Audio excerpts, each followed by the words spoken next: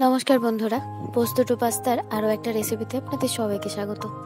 আর আজ আমি যেটা বানাচ্ছি সেটা দেখে যদিও জিভে জল আসার কথা, কিন্তু আমার যেটা আসছে সেটা জিভে জল নয়, সেটাকে নস্টালজিয়া বলে।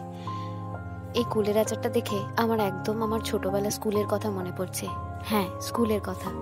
কারণ আমাদের স্কুলের গেটের বাইরে না একটা দাদু রোজ বসতো, আর দাদুর কাছে ওই কুল মাখা, পেয়ারা মাখা, ঝালমুড়ি, চাট, বিভিন্ন রকম সমস্ত কিছু পাওয়া যেত।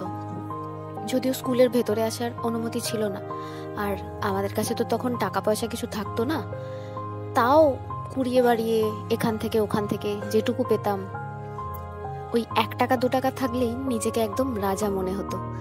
আর এখন মনে পড়ে 1 টাকায় 4টে কুল পাওয়া যেত। এই কুলের আচারটা ঠিক এইরকম একটা কুলের আচার নিয়ে দাদু বসতো। বছরে হয়তো এক আধবারই খাওয়ার সুযোগ পেয়েছি, কিন্তু ওই 1 টাকায় যে 4টে কুল দিয়ে কুলের আচার খাওয়া, বন্ধুদের মধ্যে ভাগ করে, সেই স্বাদ যেন এখনো জিভের ডগায় লেগে আছে। আর রেসিপিটা বানাতে বানাতে এত ছোটবেলার কথা মনে পড়লো যে আমি ডেসক্রিপশনে দিতে পারলাম না কিভাবে কি করে বানিয়েছি। তবে চিন্তা নেই, ডেসক্রিপশন বক্সে সব লেখা থাকবে।